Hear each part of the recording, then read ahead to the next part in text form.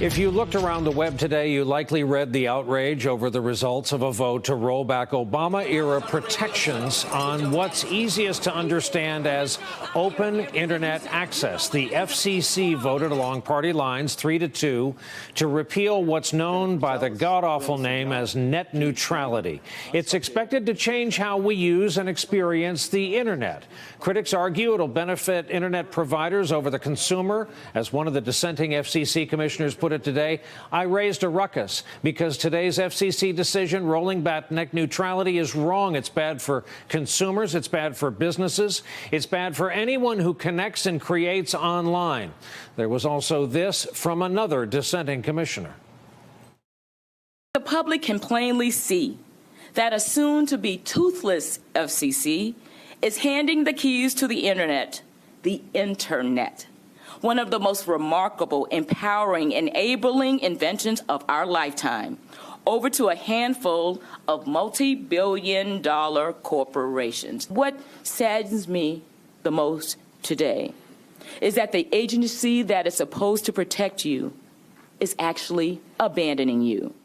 Mignon Clyburn, one of the losing FCC commissioners after today's vote.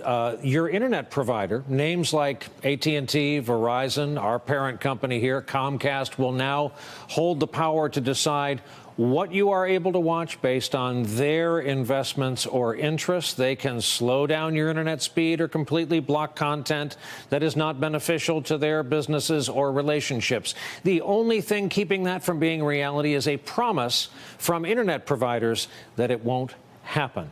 Here to talk more about it, our friend Josh Topolsky, a veteran technology journalist who is editor-in-chief for The Outline. Thank you for coming back. My pleasure. Let's assign an average consumer, I guess, someone who on occasion likes to stream a Netflix series.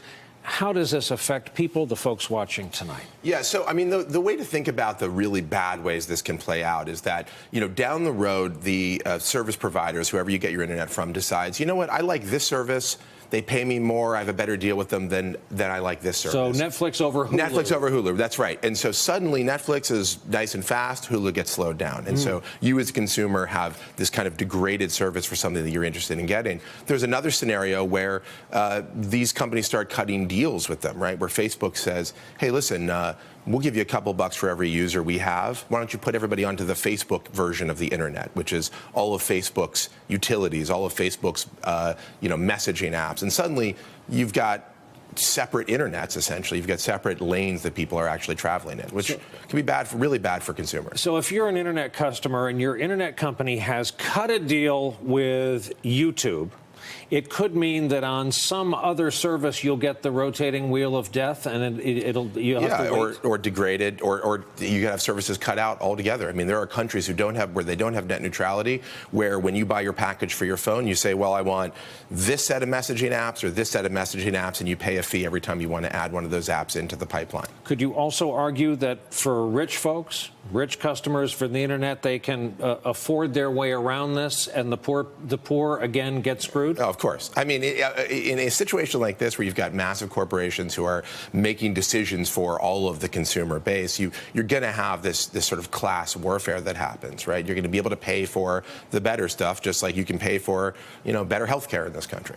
Could you make an argument that this argument's been going on about the airwaves, AM, FM, television, that they are public, that it's in the air around us, and that the kind of it's like a utility. It's a public utility. Yeah, I think at the point we're at, if you look at the innovation that's happened on the Internet over the last decade and how much we rely on it and how much it touches everything that we do and kind of every place that we go at this point, there is an aspect to those channels where we have to say, look, there is a utility sort of component of this. But the rules that were in place prior to this vote today were not so strict that they somehow stop these companies from innovating or from making profits. I mean, Comcast, Verizon all have record profits over the last few quarters, right? So really the issue is that there's a part of it that needs to be treated like utility, but there's plenty of room for innovation, even with those regulations in place. What is the recourse? People who are dead set against this, how can they stop and reverse it? Well, I mean, right now, this is in the hands of lawmakers. AG Schneiderman, Eric Schneiderman here in in New York has already filed a suit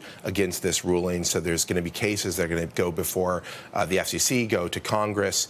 There's a chance that Congress can reverse this. That's going to come down to a vote at some point, depending on who's sitting in Congress. Right now, there's a lot of Republicans who've had their pockets lined by these internet providers, and so they don't really have an incentive to change the rules to go against what Verizon and Comcast and AT&T want. But that could change. We're in a midterm year, so anything's possible.